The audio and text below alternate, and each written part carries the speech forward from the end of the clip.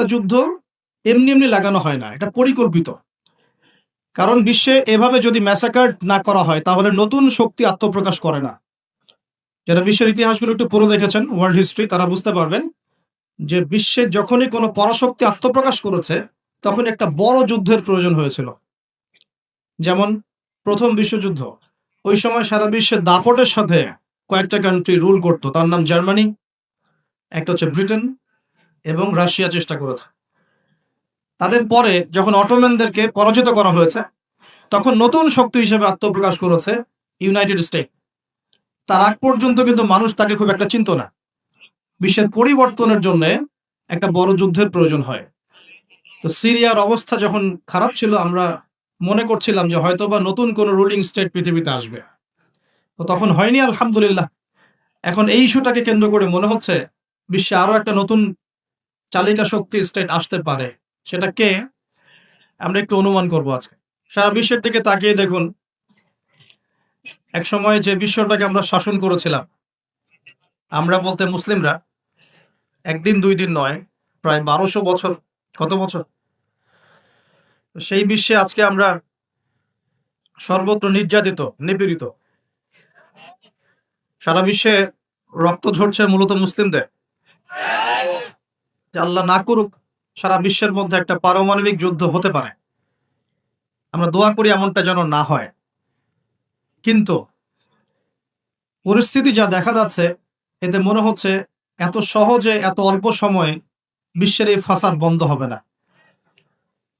এটাকে দিন দিন উস্কে দেওয়ার চেষ্টা করা হচ্ছে এবং এই যুদ্ধটাকে দীর্ঘায়িত করার চেষ্টা করা হচ্ছে। কারা করছে? ওই পশ্চিমারাই করছে। যে পশ্চিমারা মুসলিমদের কাছ থেকে 1914 থেকে 18 সালের মধ্যে পুরো বিশ্বের রাজনৈতিক ক্ষমতা কেড়ে নিয়েছে, ওই পশ্চিমারাই করছে। যারা বিশ্বের প্রত্যেকটা মুসলিম কান্ট্রিকে টুকটা টুকটা করে বিভক্ত করে দিয়েছে, ওরাই করছে। যারা বিশ্বের মুসলিম কান্ট্রিগুলোকে বিভিন্ন তন্ত্র মন্ত্রের বেড়া জলে ফেলেছে, পলিটিক্যাল সেক্টরগুলোকে করাপ্টেড করে ফেলেছে, ইকোনমিক সেকশনগুলোতে সুদ ছড়িয়ে দিয়েছে, যারা এখন সংস্কৃতির মধ্যে আমাদেরকে পশ্চিমা কালচার শেখাচ্ছে এবং অভ্যস্ত করছে, এমনভাবে অভ্যস্ত করেছে যে আমাদের বাথরুমের কমোডগুলো পর্যন্ত সব ইংলিশ। আর যারা এখন মুসলিমদের শিক্ষা ব্যবস্থার মধ্যেও মাথা ঢোকানোর চেষ্টা করছে, তো এরাই তারা যারা এই যুদ্ধটাকে লম্বা করার জন্য ফিকির করছে। এটা বিশ্বের একটা বড় ইস্যু। এই ইস্যুটায় মুসলিমরা যে খুব আরামে আছে এমন নয়, বরং এই একটা ইস্যুতেই সারা বিশ্বে এক্সপোর্ট ইম্পোর্ট কলাপস করছে, বৈদেশিক বাণিজ্য ঝুঁকির মুখে পড়ছে। কোন কোন ক্ষেত্রে ডলারের বিপরীতে বিভিন্ন মুদ্রার মান কমে যাচ্ছে, কোন কোন ক্ষেত্রে গ্যাস এবং তেলের দাম বেড়ে যাচ্ছে, নিত্য প্রয়োজনীয় জিনিসপত্রের দাম বেড়ে যাচ্ছে, কারণ যুদ্ধের কারণে এক্সপোর্ট ইম্পোর্ট কলাপস করছে। এবং যখন এক্সপোর্ট ইম্পোর্টটা কলাপস করে তখন কি হয়? তখন মুদ্রাস্ফীতি হয়। মুদ্রাস্ফীতি মানে টাকা ফুলে যাওয়া নয়, মুদ্রাস্ফীতি মানে হচ্ছে ডলারের বিপরীতে টাকার মান কমে যাওয়া। মনে করেন, কথার কথা বলছি, যদি এমন হয় যে $1 সমান সমান 100 টাকা, আর বৈশ্বিক সংকটের কারণে যদি ডলারের দাম বেড়ে যায়, টাকার মান কমে যায়, তখন দেখা যাবে $1 সমান সমান 125 টাকা। এমন হতে পারে। এই যে 25% বা 20% যে দামটা বেড়ে গেল, তার মানে আপনি আপনার বেতনের 20% শ্রমটা হারিয়ে ফেললেন। আপনার বেতন যদি হয় 100 টাকা, এখন আপনার বেতন হচ্ছে 80 টাকা। অথচ 80 টাকা অর্জনের জন্য আপনাকে 100 টাকা শ্রম দিতে হবে। তো এগুলো কিন্তু একটা ইস্যু সারা বিশ্বে ব্যাপক প্রভাব ফেলে। একটা যুদ্ধ এমনি এমনি লাগানো হয় না, এটা পরিকল্পিত। কারণ বিশ্বে এভাবে যদি ম্যাসাকার না করা হয় তাহলে নতুন শক্তি আত্মপ্রকাশ করে না। যারা বিশ্বের ইতিহাসগুলো একটু পড়ে দেখেছেন, ওয়ার্ল্ড হিস্ট্রি, তারা বুঝতে পারবেন যে বিশ্বে যখনই কোনো পরাশক্তি আত্মপ্রকাশ করেছে তখন একটা বড় যুদ্ধের প্রয়োজন হয়েছিল। যেমন প্রথম বিশ্বযুদ্ধ, ওই সময় সারা বিশ্বে দাপটের সাথে কয়েকটা কান্ট্রি রুল করতো, তার নাম জার্মানি, একটা হচ্ছে ব্রিটেন এবং রাশিয়া চেষ্টা করেছে। তাদের পরে যখন অটোম্যানদেরকে পরাজিত করা হয়েছে তখন নতুন শক্তি হিসেবে আত্মপ্রকাশ করেছে ইউনাইটেড স্টেট। তার আগ পর্যন্ত কিন্তু মানুষ তাকে খুব একটা চিনত না। বিশ্বের পরিবর্তনের জন্য একটা বড় যুদ্ধের প্রয়োজন হয়। তো সিরিয়ার অবস্থা যখন খারাপ ছিল, আমরা মনে করছিলাম যে হয়তোবা নতুন কোন রুলিং স্টেট পৃথিবীতে আসবে, তো তখন হয়নি, আলহামদুলিল্লাহ। এখন এই ইস্যুটাকে কেন্দ্র করে মনে হচ্ছে বিশ্বে আরো একটা নতুন চালিকা শক্তি স্টেট আসতে পারে। সেটা কে, আমরা একটু অনুমান করব আজকে। কেন অনুমান করব? কারণ তাদের সাথে মুসলিমদের ভবিষ্যৎ জড়িত আছে, তাদের সাথে মুসলিমদের ভবিষ্যৎ জড়িত আছে। এবার আপনাকে আমি একটা দ্বিতীয় ইস্যুর দিকে নিয়ে আসি। সারা ওয়ার্ল্ডে দ্বিতীয় একটা ইস্যু চলছে এখন, সেটা হলো কোরআন পুড়িয়ে দেওয়া ইস্যু। কি ইস্যু? কারা পুড়িয়ে দিচ্ছে? আমরা মুসলিমরা কি কখনো অন্য কারো ধর্মগ্রন্থ পুড়িয়ে দিয়েছে? আমরা বরং এই কথা বলি যে কোনো মুসলিম ততক্ষণ পর্যন্ত মুসলিম হতে পারবে না যতক্ষণ পর্যন্ত সে ঈসা আলাইহিস সালামকে নবী বলে স্বীকার না করছে। আমাদের চাইতে নবী ঈসা আলাইহিস সালামকে কেউ বেশি সম্মান করে? আমরা বলছি কেউ মুমিনই হতে পারবে না, মুসলিম হতে পারবে না যদি সে ঈসা আলাইহিস সালামকে আল্লাহর নবী বলে স্বীকার না করে। এখন তার অনুসারীর দাবিদাররা তাহলে কেন কোরআন পুড়িয়ে দিচ্ছে? উত্তর, কোরআনুল কারীম তাদের বিকৃত ধর্মচর্চা এবং সারা বিশ্বব্যাপী তাদের জুলুম নির্যাতনের বিরুদ্ধে কথা বলছে বলেই তারা কোরআনের বিরুদ্ধে ক্ষোভ ঝাড়ছে এখন। যেমন তাদের মধ্যে জেনাটা হালাল, যে যার সাথে ইচ্ছা জেনা করতে পারে, আর আল্লাহ পাক কোরআনে বলছেন জেনার ধার কাছেও যেও না। তাদের কাছে সুদটা হালাল, সুদটা ওদের কাছে বৈধ এবং সুদ দিয়ে তারা চলে, অন্য রক্ত চুষে খায়। সুদের ফলাফলটা অনেকটা ঢাকা শহরের মতো। কিসের মতো? একটা অংশ দেখবেন দিন দিন রিচ হচ্ছে, দিন দিন রিচ থেকে রিচার হচ্ছে একটা অংশ, আর একটা অংশ দিন দিন প্রভার্টি এবং ডেস্টিটিউশনের মধ্যে যাচ্ছে। প্রত্যেকটা বড় বড় শহরের এই চিত্র। সুদের মধ্য দিয়ে সারা বিশ্বের একটা অংশের মানুষ দিন দিন ধনী হয়েছে। সবার ক্ষতি হয়নি, কিন্তু ধনীরা আরো ধনী হয়েছে, আর গরিবরা দিন দিন তাদের অর্থ সম্পদের মান হারিয়েছে, তাদের অধিকার হারিয়েছে, তাদের জীবনযাত্রার মান কমে গেছে, প্রভার্টি এবং ডেস্টিটিউশনের মধ্যে চলে গেছে দরিদ্ররা। তারা এক কথায় বলতে পারি দাসত্বের শৃঙ্খলা আবদ্ধ হয়েছে, অর্থনৈতিক দাসত্বের শৃঙ্খলা আবদ্ধ হয়েছে। এটা ব্যক্তি থেকে শুরু করে সমাজ, কোনো কোনো ক্ষেত্রে রাষ্ট্র পর্যন্ত দাস হয়ে গেছে। আপনারা কি শ্রীলঙ্কার কথা জানেন? দেশটা যে দেউলিয়া হয়ে গিয়েছিল, কেন হয়ে গেছে? মূল কারণটা কি? দুইটা কারণ। বল, কয়টা কারণ? অনেকে তিনটা চারটা কারণ বলেন। অর্থনীতিবিদ যারা আছেন, আমাদের দেশের বড় বড় অর্থনীতিবিদ যারা আছেন, তারা 4টা থেকে 5টা কারণ বলেন। আমি স্টাডি করেছি, কিন্তু আমরা ইসলামিক সেন্সে দেখি দুটো কারণ। কয়টা কারণ? 1 নাম্বার দুর্নীতি। 1 নাম্বার কি? দুর্নীতি। 2 নাম্বার হচ্ছে রিবা বা সুদ। ব্যাস, যথেষ্ট। বাকি যেগুলো অপরিকল্পিত প্রজেক্ট ইত্যাদি ইত্যাদি, এগুলো অত মেজর কারণ নয়, এগুলোকে সামাল দেওয়া যেত। মূল কারণ দুটো, একটা হচ্ছে করাপশন বা দুর্নীতি, একটা হচ্ছে রিবা বা সুদ। আপনারা কি জানেন এই উপমহাদেশের মধ্যে আরো একটা কান্ট্রি ঠিক শ্রীলঙ্কার মতো পরিণতি বরণ করতে যাচ্ছে? নো, বাংলাদেশ না, এক্স্যাক্টলি পাকিস্তান। অথচ তারা এই তো আমাদের মহান মুক্তিযুদ্ধে কত নির্মম ভাবে আমাদের ভাইদেরকে হত্যা করেছিল না? হত্যা করেছিল না? এটা কি ন্যায় ছিল না অন্যায় ছিল? আচ্ছা, কি উদ্দেশ্য ছিল ওদের? ওরা চাইতো আমাদেরকে শাসন করতে, আমরা দাসত্বের শৃঙ্খলা থাকবো, ওরা আমাদেরকে শাসন করবে। আজকে দেখেন মাত্র 30 থেকে 40-50 বছরের ব্যবধানে আল্লাহ পাকের কি ফয়সালা। আমরা কারো ক্ষতিতে কিন্তু খুশি হই না।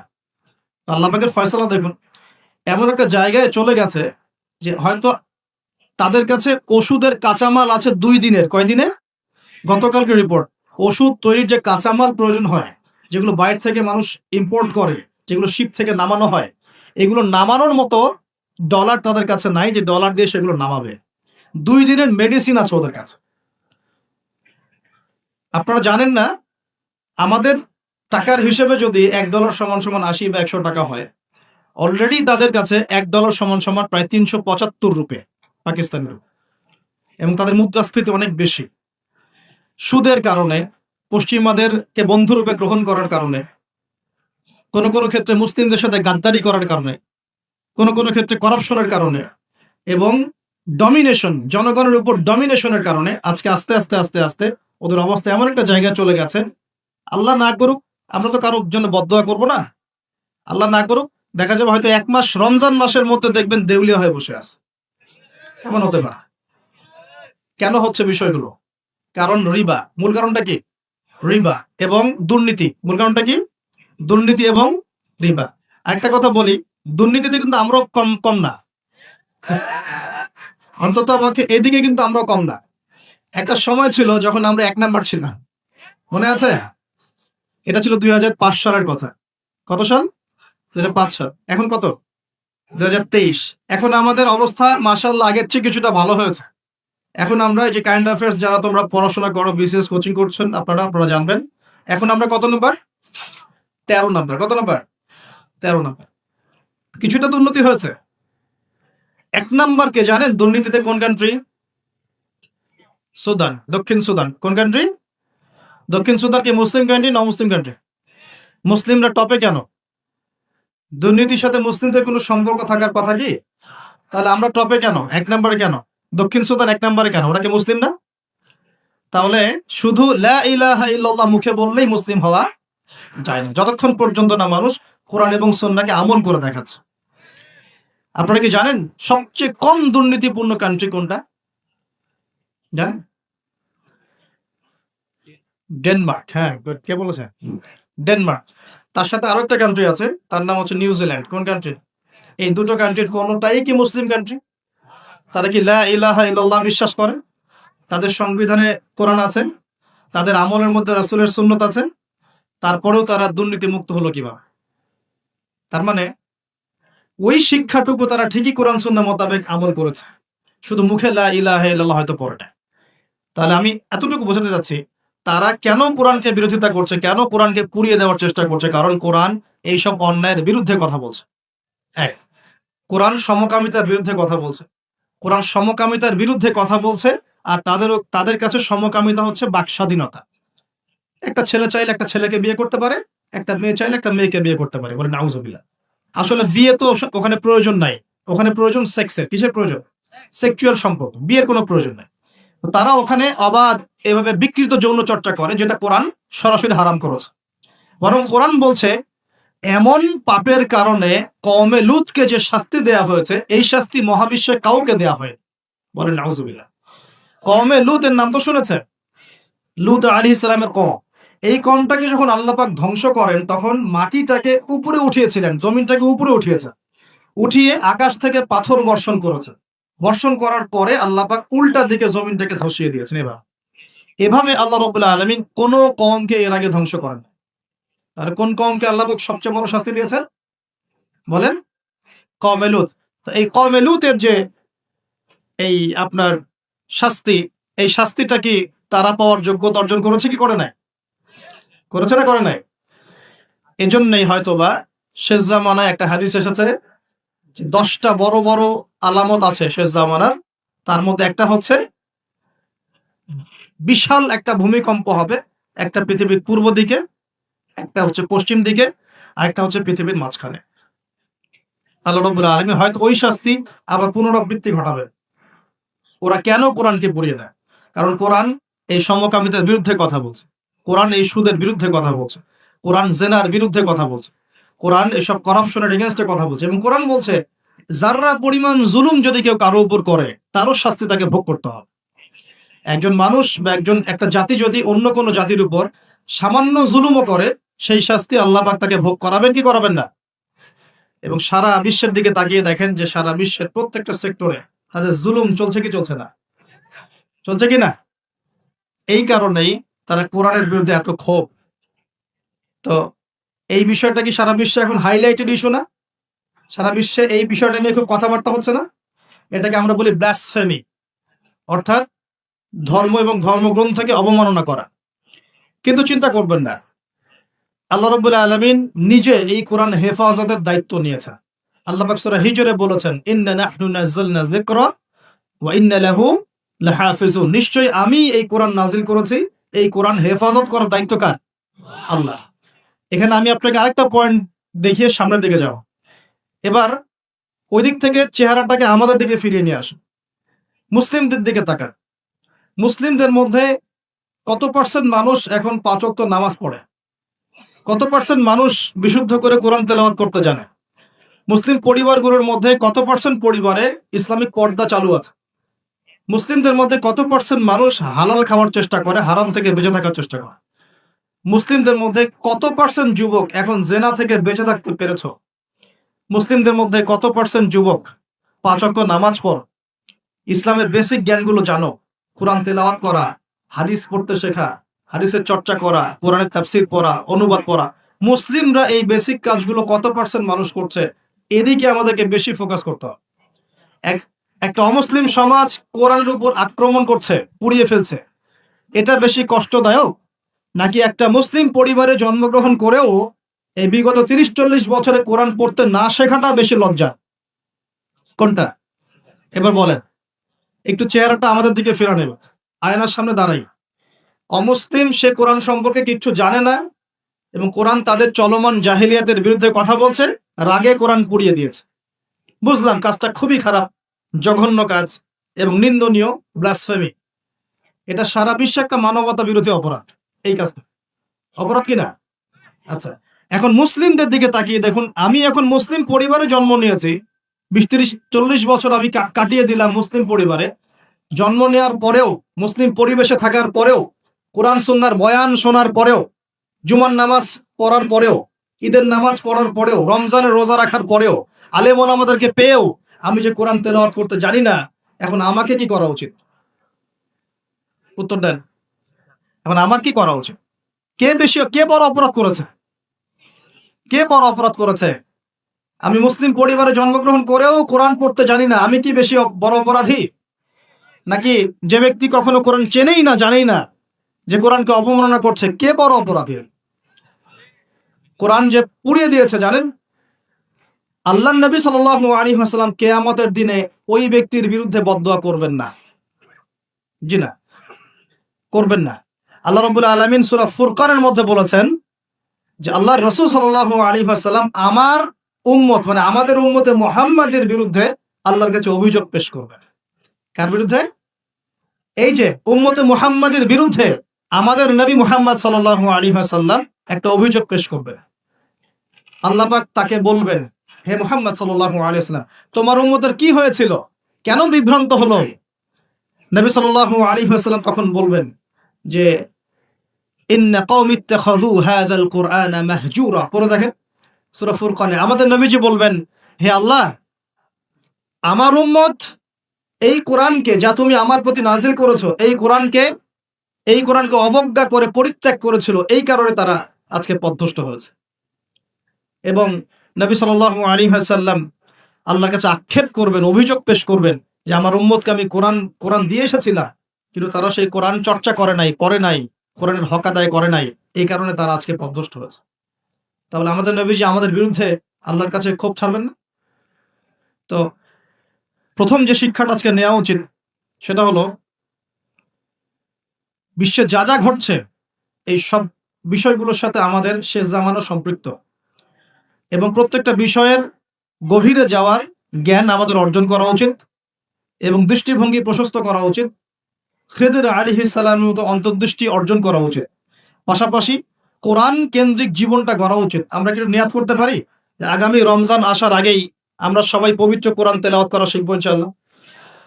কোরআন পুড়িয়ে দেওয়ার ইস্যুটা হোক আমাদের কোরআন শিক্ষার প্রেরণা, কোরআন পুড়িয়ে দেওয়ার ইস্যুটা হোক কোরআন শেখার প্রেরণা, যে আমি মুসলিম পরিবারে জন্ম নিয়েছি, আমি কেন কোরআন শিখবো না? আসুন কোরআন শিখি, কোরআন বুঝি এবং কোরআন দিয়ে আমরা জীবন গড়ি। আল্লাহ পাক তৌফিক এনায়েত করুন। এই যুব সমাজের হাতে এই দেশ এবং উম্মার ভবিষ্যৎ নির্ভর করছে। এই যুবকদের হাতেই এই জাতি এবং এই দেশ এবং এই উম্মার ভবিষ্যৎ নির্ভর করছে। অথচ তোমরা কি করছো? অথচ তোমরা বেনামাজি পড়ে আছো, অথচ তোমরা যাকাত দিচ্ছ না, রমজান রোজা রাখছো না, তোমরা ওযু গোসলের মাসালা বলতে পারছো না, তোমরা ঈমান আকীদা ঠিক করছো না, নবীর 40 হাদিস মুখস্থ করছো না, কোরআন পড়া শিখছো না। যুবকদের হাতে এই দেশ এবং জাতির ভবিষ্যৎ। সেই যুবকরা পড়ে আছে এখন মাদকের নেশায়। এই যুবকদের একটা বড় অংশ মেয়েদের পিছনে তার জীবন নষ্ট করে দিচ্ছে। এই যুবকদের একটা বড় অংশ এখন পর্নোগ্রাফিতে আসক্ত হয়ে বসে আছে। এটা কিন্তু কেউ অ্যাভয়েড করতে পারবে না। আমরা যারা অনলাইনে ঢুকি, অনলাইনে যারাই ঢুকেছি তাদের চোখে এরকম নগ্নতা পড়েছে। কি দাড়িওয়ালা, কি টুপিওয়ালা, কি আলেমা, কি জালেম, সবার একই অবস্থা। অনলাইনে যে ঢুকেছে তার চোখে নগ্নতা পড়েছেই পড়েছে। আর এটা স্কিপ করার তো বুদ্ধি নাই, চালাতে হচ্ছে আপনাকে। কোনো কোনো সময় হোয়াটসঅ্যাপ চেক করতে হচ্ছে, ফেসবুক অ্যাকাউন্ট প্রয়োজন হচ্ছে, কারণ আপনি খবর রাখতে চাচ্ছেন। ইউটিউবিং করতে হচ্ছে, ইউটিউব দেখতে হচ্ছে। একটা ভালো কিছু দেখবেন, সেখানেও অ্যাড চলে আসছে। অতএব এখানে কি করবো? ফাত্তাকুল্লাহ মাস্তাতাতুম, সাধ্যমতো আল্লাহকে ভয় করতে হবে, চরিত্র পবিত্র রাখতে হবে। হালাল উপার্জনের সোর্স তৈরি করা মাত্রই বিয়ে করে ফেলতে হবে। বিয়ে ছাড়া চরিত্র হেফাজতের অন্য কোনো পদ্ধতি নেই। এই চিরকুমার সঙ্গটঙ্গ যোগ দিয়ে লাভ নাই। আর যতই হারাম প্রেম করেন না কেন, এই প্রেমগুলো আপনাকে মনে শান্তি দিবে না, এগুলো আপনাকে অস্থির করে রাখবে। কেন? কারণ এটা হারাম, এটা হারাম। আর যখন হালাল ভালোবাসা আপনি পাবেন, হালাল ভালোবাসা যেটা আল্লাহ পাক নাজিল করেন, তখন ইনশাল্লাহ আপনার মনের মতো স্ত্রী না হলেও দেখবেন আপনি তার সাথে সারা জীবন কাটিয়ে দিচ্ছেন, কারণ এই ভালোবাসা আল্লাহর পক্ষ থেকে আসবে। এখানে শুধু এই যে কিছু মানুষ মনে করে বিয়ে মানে যৌনতা, তাই না? এটা একটা কনসেপ্ট তৈরি করে দেওয়া আছে, বিয়ে মানে মনে হয় যৌনতা। আসলে বিয়ে যৌনতার বৈধ একটা পথ মাত্র, এটা হালাল একটা পথ মাত্র। এখানে আরো বড় বিষয়টা হচ্ছে দায়িত্ববোধ। দায়িত্ব, একটা মানুষের দায়িত্ব নেয়া, তার অভিভাবক হওয়া, তার সাথে জীবনের সুখ দুঃখ হাসি কান্নাকে ভাগাভাগি করে নেয়া, তার সাথে জীবনের উদ্দেশ্য ফিক্স করা, কষ্ট করে হলেও সবর করে হলেও সুখে দুঃখে পাশে থাকা। স্বপ্ন মানে পাশে থাকা, স্বপ্ন মানে কি? পাশে থাকা। তার দায়িত্ব নেয়া, রেসপন্সিবিলিটি নেয়া, তাকে খাওয়ানো, তার ভরণ পোষণ দেয়া। কেউ যদি আপনার স্ত্রীর দিকে খারাপ চোখে তাকায়, আপনি তার চোখটা পর্যন্ত তুলে ফেলবেন, এর নাম বিয়ে। এই কাজ করবেন না? এই কাজ করবেন। তো এখানে যৌনতা মানেই মনে হয় যৌনতা, বিষয়টা এমন নয়। এখানে অনেক বিষয় জড়িত আছে। এই কারণে এটা পবিত্র সম্পর্ক, এটা মিসাকুন গালিযা, এটা কঠিন অঙ্গীকার আল্লাহর পক্ষ থেকে। এই কারণে দেখা যায় অনেক চড়াই উতরাই পার হলেও বৈবাহিক সম্পর্ক ঠিক থাকে না? কিন্তু যত দিন যাচ্ছে কি হচ্ছে? এই ভাঙনগুলো বাড়ছে। কেন বাড়ছে? বিকজ বিয়ের আগে প্রেম, বিয়ের আগে অমুকের সাথে প্রেম, অমুক জেনা, পর্নোগ্রাফিতে আসক্ত, পরকিয়া, ওই সিরিয়ালস, পশ্চিমা সংস্কৃতি, হ্যাঁ, বস্তুবাদিতায়, সব মিলিয়ে বিয়েগুলো ভেঙে ভেঙে যাচ্ছে। এখন পরিবারগুলো নষ্ট হয়ে যাচ্ছে না? যদি একজন স্ত্রী আপনার মনের মতো আল্লাহ পাক দিয়ে দেন, এবং আপনার এই স্ত্রীকে নিয়ে থাকার মতো, খাওয়ার মতো বাসস্থান, অন্ন বস্ত্রের সংস্থান আছে, সচ্ছল আপনি মোটামুটি, এবং আপনি তাকে ভালোবাসেন আপনার মনের মতো, আপনি তাকে নিয়ে সারা দুনিয়ার জীবনটা কাটিয়ে দেন, অন্য কোনো দিকে দেখতে যাবেন। কিছু বিষয় কোরআন সুন্নাহ আছে ঠিকই, কিন্তু বাস্তবায়ন খুব কঠিন। ফ্যান্টাসিতে ভুগলে হবে না, ফ্যান্টাসিতে ভুগবেন না, এগুলো কঠিন। আর এখন যে অবস্থা পড়েছে, একজন স্ত্রীকে সন্তুষ্ট করাই তো কঠিন, আর মানুষ 4 জনকে সন্তুষ্ট করতে চাচ্ছে। এত সহজ না সবকিছু। এটা নিয়ে আমি আলাদা লেকচার দিব ইনশাআল্লাহ। আপনাদের কিছু বিষয় জানতে হবে, জানার দরকার আছে। আর ব্যালেন্স করা এত সহজ নয়, ব্যালেন্স করা এত সহজ নয়। সর্বোচ্চ চেষ্টা করার পরেও দেখবেন, সর্বোচ্চ চেষ্টা করার পরেও দেখা যাবে দিন শেষে আপনি অপরাধী হয়ে বসে আছেন। আর আমি একটা লেকচারে বলেছি না, পুরুষ মানুষ বোকা। পুরুষ মানুষ কেন বোকা? কারণ সে সবাইকে খুশি করতে চায়। সে চায় মা সুখে থাক, বোন সুখে থাক, স্ত্রী সুখে থাক, যদি আরও স্ত্রী থাকে ও সুখে থাক, সন্তানরা সুখে থাক, সবাই ভালো থাক।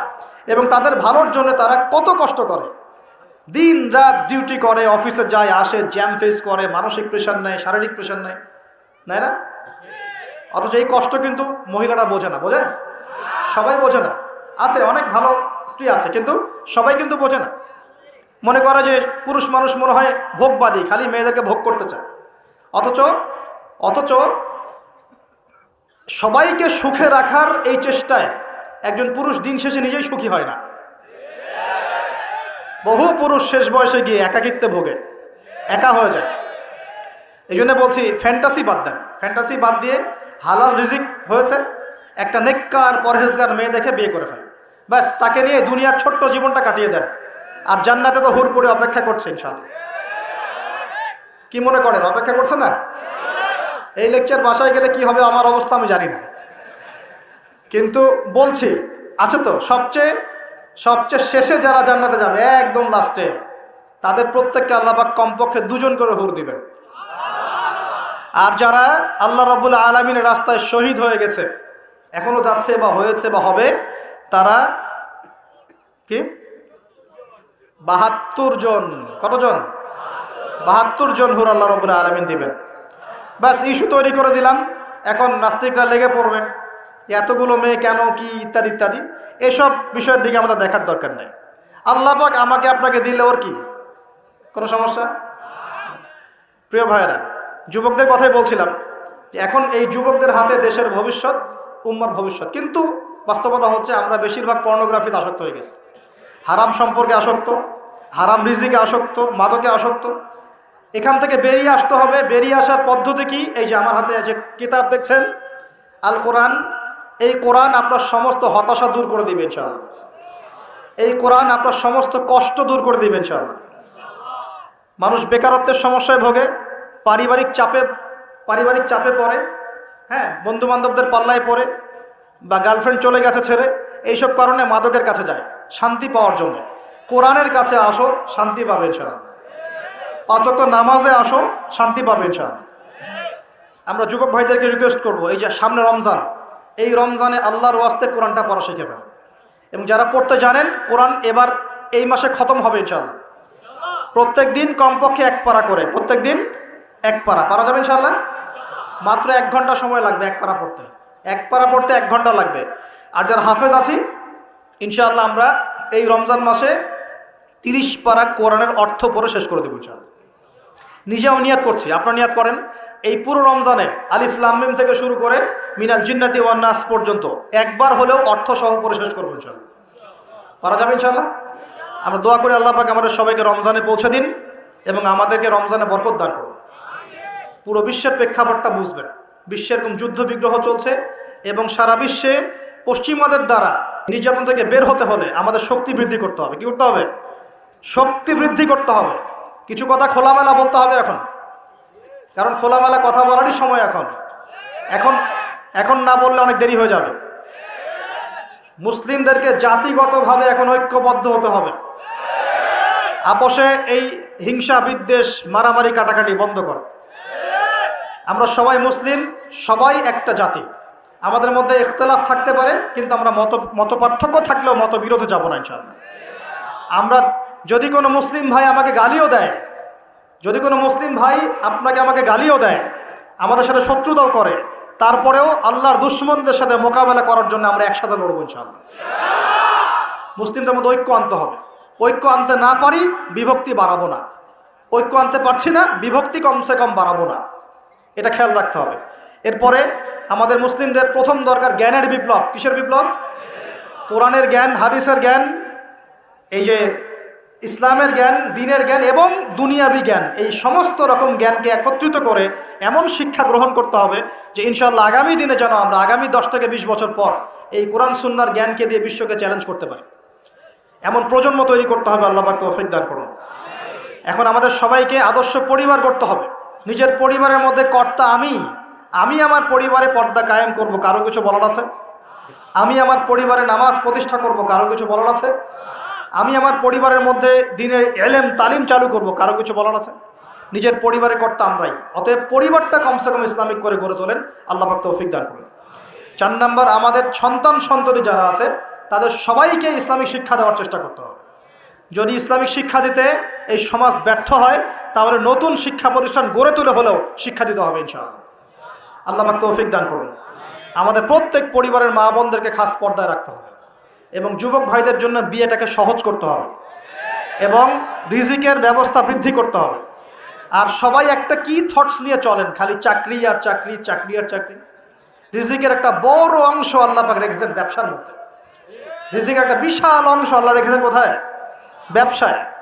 উদ্যোক্তা হন, কৃষিভিত্তিক অর্থনীতি থেকে ফোকাস করেন। কৃষিভিত্তিক অর্থনীতি, আপনি প্রতিভা ঘটান, ইনোভেটিভ কিছু করেন, নতুনত্ব নিয়ে আসেন, আল্লাহর জমিনকে কাজে লাগান। একটা আয়াত বলি, সূরা আরাফের মধ্যে আল্লাহ বলেছেন, আল্লাহ পাক বলছেন, যদি এই জনপদের অধিবাসীরা আল্লাহর প্রতি ইমানদার হতো, আল্লাহ পাক আসমান এবং জমিনের বরকতের সব দরজা খুলে দিতেন।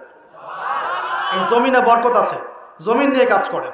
কৃষিভিত্তিক কাজ করেন, ব্যবসা করেন, শুধু একটা জিনিস মাথায় ঢুকিয়ে দেওয়া হয়েছে, ডক্টর ইঞ্জিনিয়ার, ডক্টর ইঞ্জিনিয়ার। কেন এগুলো কেন? সবাই সবকিছু হবে না। হালাল রিজিক সার্চ করতে হবে। আল্লাহ সবাইকে তৌফিক এনায়েত করুন বলি আমি। এরপর আমাদের করণীয় হচ্ছে আমাদের প্রত্যেককেই সৎ কাজে আদেশ করতে হবে, অসৎ কাজে নিষেধ করতে হবে। শুধুমাত্র দায়ী আলেম তারাই এই দাওয়াতি কাজ করবেন এমন নয়, সবাইকে দিনের দাওয়াতি কাজের জিম্মেদারি গ্রহণ করতে হবে। দাওয়ার সাথে যারা সম্পৃক্ত আছে তাদের সাথে পরামর্শ করবেন, চলবেন ফিরবেন। তা'মুরুনা বিল মা'রুফ, তোমরা সৎ কাজে আদেশ করবে। ওয়া তানহাউনা আনিল মুনকার, অসৎ কাজে নিষেধ করবে। ওয়া তু'মিনুনা বিল্লাহ, এবং আল্লাহর প্রতি ঈমান রাখবে। তবেই কুনতুম খায়রা উম্মাহ, তোমরা শ্রেষ্ঠ জাতি হতে পারবে। আল্লাহ পাক তৌফিক দান করুন। আরেকটা বিষয় বলি, সেটা হলো আল্লাহ পাক আমাদের সবাইকে কিছু প্রতিভা দিয়েছেন। এই প্রতিভাগুলোকে, যার যার প্রতিভাকে, লেখার প্রতিভা, বলার প্রতিভা, চিন্তা করার প্রতিভা, সংগঠিত করার প্রতিভা, আপনার অর্থনৈতিক সামর্থ্য, রাজনৈতিক ক্ষমতা, যা আল্লাহ পাক যাকে দিয়েছেন, এই বিষয়গুলোকে ইসলামের কল্যাণে ব্যয় করতে হবে। আল্লাহ পাক তৌফিক দান করুন। এবং আরো করতে হবে, অমুসলিম ভাই বোন যারা আছে আমাদের দেশে এবং সমাজে, তাদের কারো সাথে কোনো রকম দ্বন্দ্ব সংঘাতে যাবেন, বরং তাদেরকে ইসলামের সৌন্দর্য তুলে ধরবেন তাদের সামনে, এবং তাদেরকে ইসলামের দাওয়াত দিবেন। দাওয়াত দিয়ে তাদেরকে ইসলামের দিকে দীক্ষিত করার চেষ্টা করবেন। যদি এই যে আমরা তো আপোষে মারামারি কাটাকাটিতে লিপ্ত আছি, আপনারা তো খবরই রাখেন না যে বাংলাদেশে কত মানুষ বিধর্মী হয়ে যাচ্ছে, জানেন? এই যে উত্তরাঞ্চল সহ পার্বত্য এলাকা, বর্ডার এলাকা সব ঘুরে দেখেন যে কত মানুষ দিন দিন বিধর্মী হয়ে যাচ্ছে। দেখেন, ওই দিন টনক নড়বে যেদিন দেখবেন 50%ই হয়ে গেছে বিধর্মী। ওই দিন টনক নড়বে, আল্লাহ না করুক। অতএব আমাদেরকে বসে থাকলে চলবে না, আমাদেরকে দাওয়াতি কাজ করতে হবে। দিন ইসলামের দাওয়াত, কোরআনের দাওয়াত সবার সামনে উপস্থাপন করতে হবে। আল্লাহ পাক আমাদের সবাইকে দায়ী হওয়ার তৌফিক দান। কমপক্ষে পার্ট টাইম, দিনে 1 ঘন্টা, দিনে আধা ঘন্টা হলো দাওয়াতি কাজ করতে হবে। আর দাওয়াতি কাজ করার আগে কি লাগবে? জ্ঞান লাগবে। সেই জ্ঞানটা অর্জন করতে হবে। জ্ঞান অর্জন করার পদ্ধতিগুলো বললাম, এভাবে অর্জন করতে হবে। এবং জ্ঞানী মানুষদের সাথে থাকতে হবে, আল্লাহওয়ালা জ্ঞানী মানুষ, এবং যারা আল্লাহর মারেফতওয়ালা মানুষ, আল্লাহর নূরওয়ালা মানুষ, এই মানুষগুলোর সাথে থাকতে হবে। যারা গোলালো মার্কা মানুষ, এখানে থেকে কিছু শিখতে পারবেন। সব তরকারিতেই চলে, এইসব তরকারি দিয়ে লাভ। যারা হককে হক বলতে পারে, বাতিলকে বাতিল বলতে পারে, আল্লাহ পাকের জমিনে তারা সম্মানিত ইনশাআল্লাহ। জমিনের উপর বেঁচে থাকলেও সম্মানিত, মাটির নিচে চলে গেলেও সম্মানিত ইনশাআল্লাহ। আল্লাহ রাব্বুল আলামিন এমন মানুষের সংখ্যা বাড়িয়ে দিন এবং তাদের সাথে আমাদেরকে থাকার তৌফিক রাখেন। আরেকটা বিষয় বলবো, সেটা হলো পলিটিক্যাল ইস্যুস। যে একটা জাতির মধ্যে আপোষে মারামারি কাটাকাটিতে যাবেন, এটা খুব খারাপ। কেন খারাপ? কারণ আমরা হয়তো মনে করি যেগুলো পলিটিক্যাল ইস্যুস, আসলে কি হয়, উম্মার ঐক্য নষ্ট হয়, ভাই ভাই মারামারি করে, নিজের ভাইয়ের হাতে ভাইয়ের রক্ত ঝরে, এতে করে উম্মার ঐক্যটা বিনষ্ট হয়ে যায়।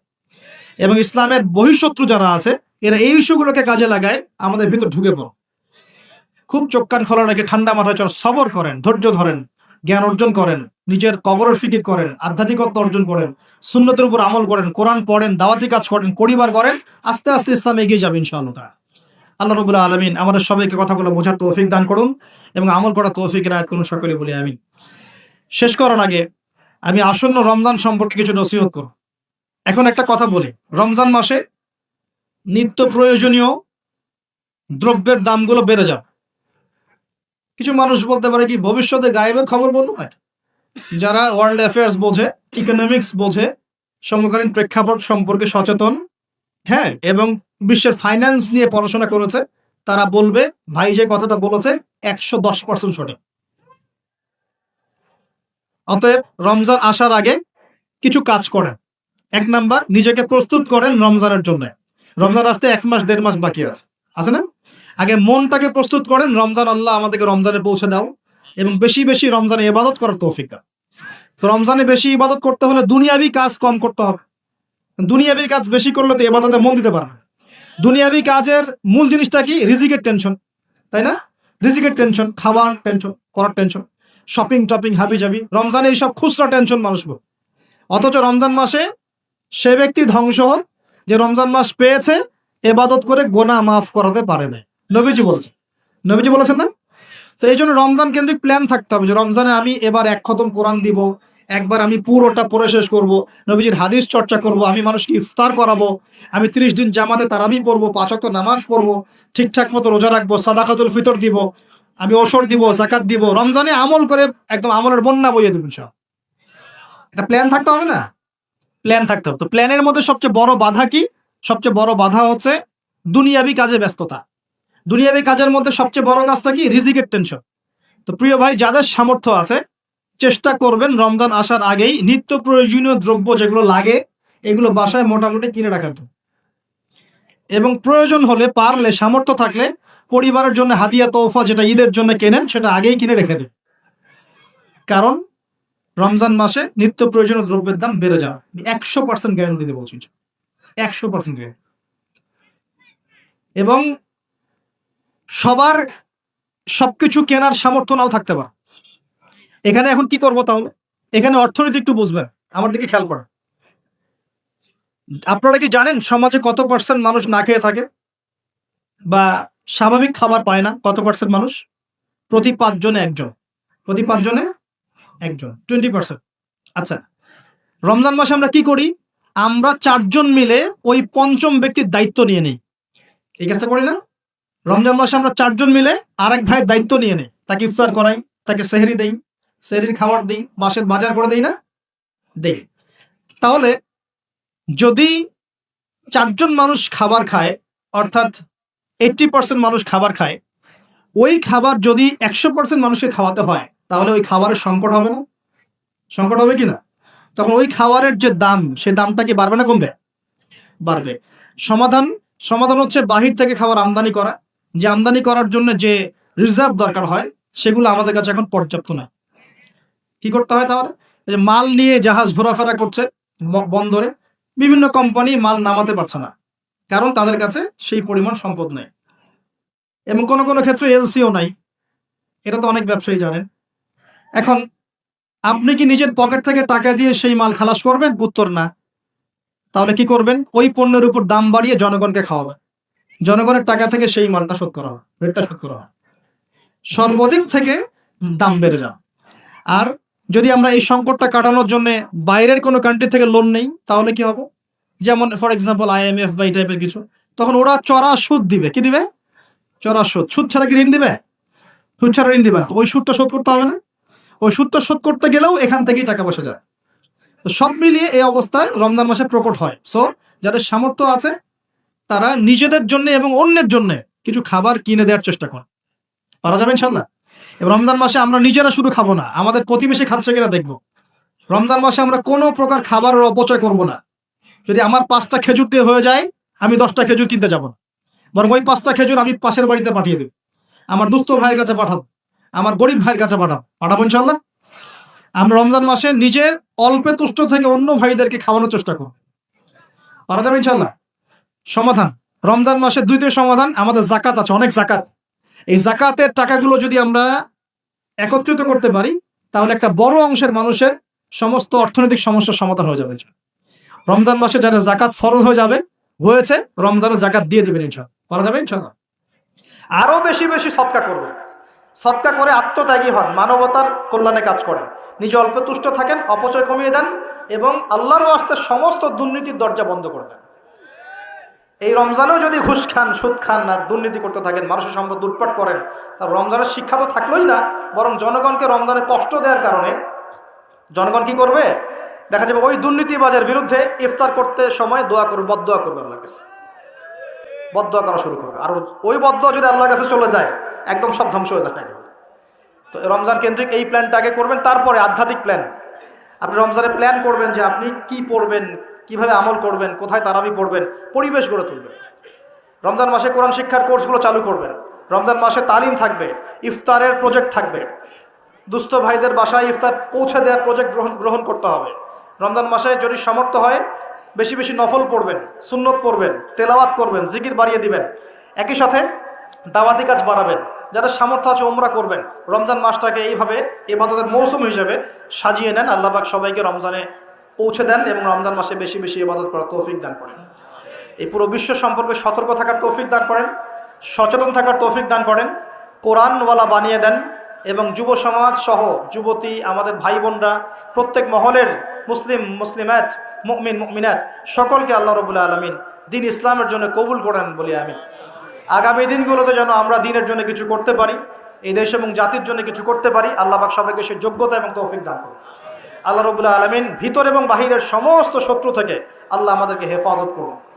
আল্লাহ সুবহানাহু ওয়া তাআলা আমাদেরকে ইসলামের প্রকাশ্য সমস্ত ফিতনা থেকে, চলমান সমস্ত ফিতনা থেকে আল্লাহ পাক বাঁচিয়ে রাখুন বলি আমি। আমরা দোয়া করি যুবক ভাইদের জন্য, আল্লাহ যুব সমাজকে দিনের পথে হেদায়েত করেন, যাবতীয় রকম অন্যায়, অশ্লীলতা, ফাহেসা কাজ, জেনা, ব্যভিচার, মাদক থেকে আল্লাহ পাক তাদেরকে বাঁচিয়ে রাখেন। আমরা দোয়া করি আমাদের সন্তানদের জন্য, আল্লাহ পাক আমাদের সন্তানদেরকে যেন মানুষের মতো মানুষ করার তৌফিক দান করেন, শিক্ষা প্রতিষ্ঠানগুলো গড়ে তোলার তৌফিক দান করেন, শিক্ষাক্ষেত্রে নতুনত্ব আনার তৌফিক দান করেন। আল্লাহ পাক সমস্ত জাহিলি শিক্ষা থেকে বের হয়ে ইসলামী শিক্ষা শিক্ষিত হওয়ার তৌফিক আমাদেরকে দান করেন। আল্লাহ রাব্বুল আলামিন আমাদের মধ্যে যারা মারা গেছেন সকলকে মাফ করে দেন।